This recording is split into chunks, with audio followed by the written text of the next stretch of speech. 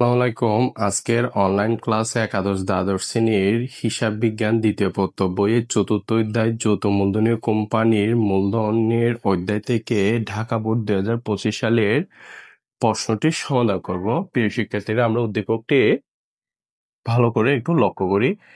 ACI company limited এর অনুমোদিত মূলধন 4 লক্ষ টাকা, যার প্রতিটি 10 টাকা মূল্যে 40,000 শেয়ারে বিভক্ত। একটি জমির ক্রয়ের জন্য 5,000 শেয়ার ইস্যু করা হয় 10% অবহারে। 30,000 শেয়ার জনসাধারণের উদ্দেশ্যে ইস্যু করা হয়। কোম্পানি 32,000 শেয়ার আবেদন পত্র পায়। অতিরিক্ত আবেদনের অর্থ ফেরত দেওয়া হয়। কোম্পানি অবলেখকের কমিশন বাবদ নগদে 30,000 টাকা প্রদান করে। ক নম্বর প্রশ্নে আমাদেরকে বলছে শেয়ার প্রতি অবহার ও মোট অবহারের পরিমাপ নির্ণয় করো। তাহলে আমাদের উদ্দীপকে বলা আছে 10% অবহারে। অবহার মানে হচ্ছে মূল্য হ্রাস পাওয়া। তাহলে আমাদের শেয়ারের মূল্য হচ্ছে প্রতি শেয়ারে 10 টাকা। তাহলে একটা শেয়ারের মূল্য যদি 10 টাকা হয়, 10% অবহার, তাহলে কত টাকা অবহার হবে প্রতি শেয়ারের প্রতি? তাহলে ক নাম্বার, শেয়ার প্রতি অবহার শেয়ারের লিখিত মূল্য গুণ শেয়ার প্রতি অবহার। শেয়ার প্রতি অবহার। তাহলে একটা শেয়ারের লিখিত মূল্য হচ্ছে 10 টাকা গুণ প্রতি শেয়ারের অবহার হচ্ছে 10%। তাহলে 10 গুণ 10% হচ্ছে 1 টাকা। একটা শেয়ারের অবহার হচ্ছে 1 টাকা। তাহলে আমাদের প্রতি শেয়ারের অবহারটা বের করে ফেলাম। এরপর বলছে মোট অবহারের পরিমাপ। তাহলে আমরা কতগুলো শেয়ার জনসাধারণের উদ্দেশ্যে ইস্যু করা হয়েছে? 30,000 শেয়ার। তাহলে মোট অবহারের পরিমাণ হচ্ছে, তাহলে জনসাধারণকে যতগুলো শেয়ার ইস্যু করা হয়েছে, তাহলে একটা শেয়ারে যদি 1 টাকা করে অবহার হয়, 30,000 শেয়ারে কত টাকা অবহার হবে? 30,000 টাকা। তাহলে শেয়ার প্রতি অবহার কিভাবে বের করব? প্রতিটি শেয়ারের মূল্য গুণ 10%। তাহলে শেয়ারের লিখিত মূল্য হচ্ছে 10 টাকা, শেয়ার প্রতি অবহার হচ্ছে 10%। তাহলে 10 টাকার 10% হচ্ছে 1 টাকা। তাহলে মোট অবহারের পরিমাণ নির্ণয় বলছে, মোট অবহারের পরিমাপ 30,000 গুণ 1 টাকা। ইস্যুকৃত শেয়ার গুণ অবহারের টাকাটা গুণ করলে আমরা মোট অবহারের পরিমাণটা পেয়ে যাবো। আমাদের ক নাম্বার বলছে যে প্রয়োজনীয় জাবেদা দাখিলা দাও। তাহলে আমরা সর্বপ্রথম জাবেদা দেব জমিন ক্রয়ের জন্য শেয়ার ইস্যু। তাহলে জমিন ক্রয়ের জন্য কতগুলো শেয়ার ইস্যু? 5,000 শেয়ার। তাহলে সম্পদ যখন ক্রয় করব তখন সরাসরি আমাদের মূলধনে স্থানান্তর করতে হবে। তাহলে জমিন হিসাব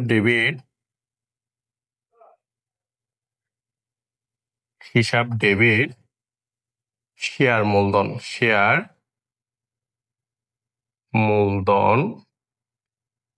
হিসাব ক্রেডিট। তাহলে 5,000 শেয়ার দিয়ে আমরা জমিনটা ক্রয় করছি। 5×10 = 50, 3টে 0, তাহলে 50,000 টাকা দিয়ে আমরা জমিনটা ক্রয় করছি। তারপরে দ্বিতীয় জাবেদা হচ্ছে শেয়ার আবেদনের। তাহলে কতগুলো শেয়ার আবেদন পাওয়া গেছে? 32,000 শেয়ার। তাহলে ব্যাংক হিসাব ডেবিট শেয়ার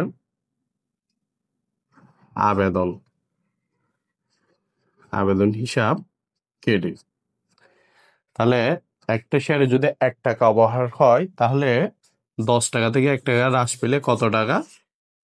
9 টাকা করে বিক্রি করতেছি। তাহলে 32,000 শেয়ার যদি কি করি আবেদন পায়, প্রত্যেকটা শেয়ার 9 টাকা করে বিক্রি হয়। 32,000 গুণ 9 টাকা, তাহলে 2,88,000। 2,88,000,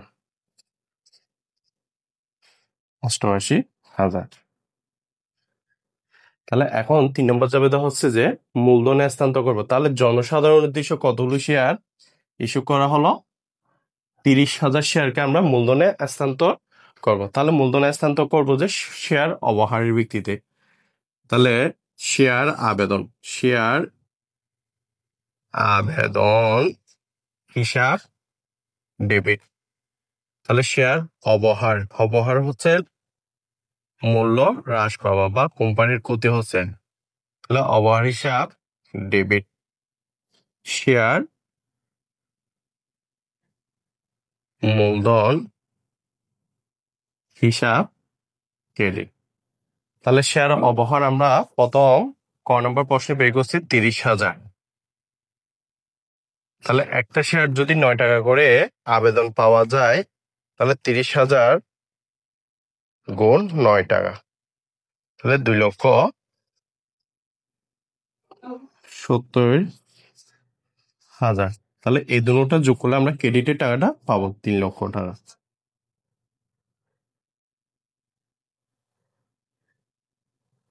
3 লক্ষ। কারণ 4 নম্বর জাবেদা হচ্ছে ফেরতের জাবেদা।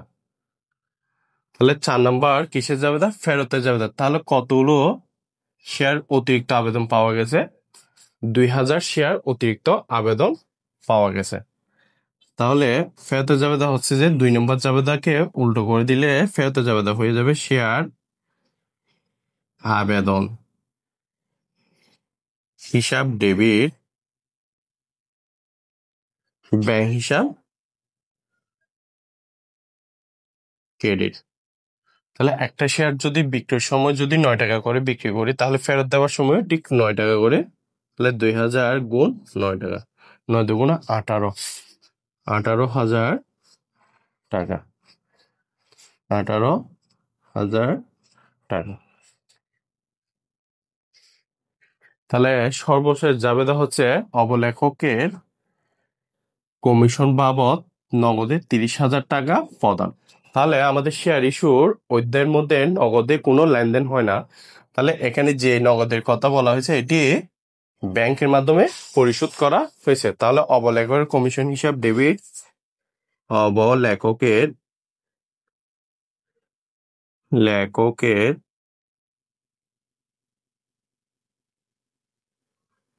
অবলেখকের কমিশন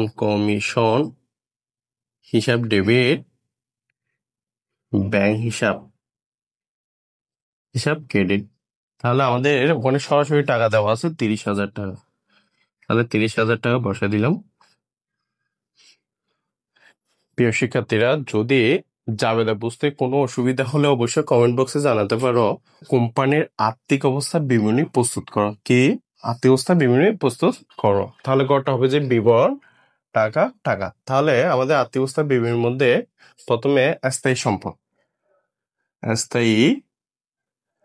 সম্পদ। তাহলে আমাদের স্থায়ী সম্পদ উদ্দীপকে কি দেওয়া আছে? জমি। তাহলে জমিন ক্রয় করছিলাম যে 5,000 শেয়ার দিয়ে, জাবেদার মধ্যে টাকাটা দেওয়া আছে 50,000 টাকা। তাহলে চলতি সম্পদ চলতি সম্পদের মধ্যে আছে ব্যাংক।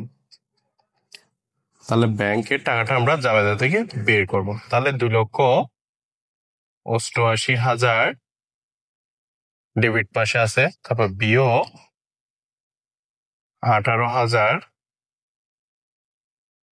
তারপর হচ্ছে যে বিয়োগ 30,000।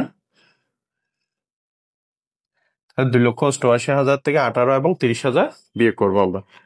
2,88,000 বিয়োগ 18,000 বিয়োগ 30,000, তাহলে 2,40,000 টাকা। তারপরে অসমন্বিত ব্যয়, অসমন্বিত তো ব্যয়।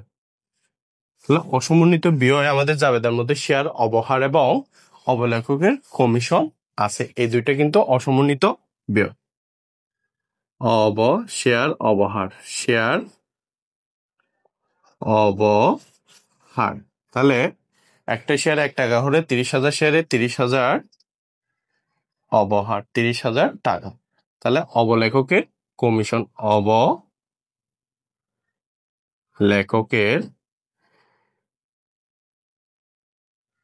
কমিশন, 30,000 টাকা।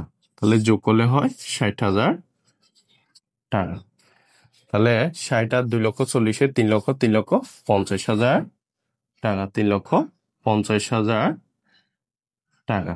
তাহলে মোট সম্পদ হচ্ছে যে, মোট সম্পদ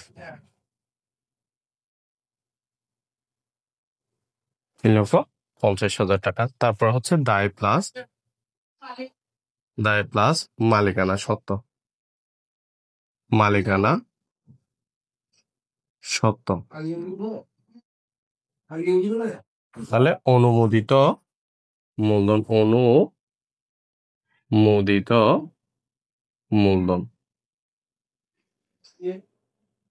তাহলে প্রতি শেয়ার 10 টাকা করে, প্রতি শেয়ার প্রতি 10 টাকা করে। তাহলে 40,000 শেয়ার, 40,000 শেয়ার। তাহলে 10 গুণ 40, তাহলে 4 লক্ষ টাকা অনুমোদিত মূলধন আমাদের একেবারে শুরুতে দেওয়া আছে, 4 লক্ষ টাকা। তাহলে ইস্যুকৃত, বিলিখিত, আদায়কৃত, ইস্যুকৃত, বিলিখিত, আদায়কৃত মূলধন। তাহলে প্রতি শেয়ার 10 টাকা করে, শেয়ার প্রতি 10 টাকা করে 35,000 শেয়ার। তাহলে আমরা জনসাধারণকে দেওয়া হয়েছে 30,000 শেয়ার, জমিন ক্রয় করছি 5,000 শেয়ার, 30 এবং 5 যোগ করলে হয় 35,000।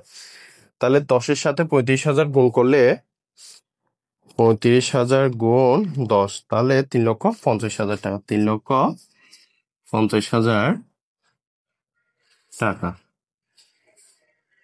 তাহলে মোট সম্পদের সাথে দায় প্লাস মালিকানা সত্ত্ব মিললে আমাদের অঙ্কটি হয়ে গেছে। শিক্ষার্থীরা সৃজনশীলটি বুঝতে যদি সমস্যা হয় অবশ্যই কমেন্টে জানাতে পারো, আর নতুন হয়ে থাকলে অবশ্যই আমার চ্যানেলটি সাবস্ক্রাইব করে রাখিও। ধন্যবাদ।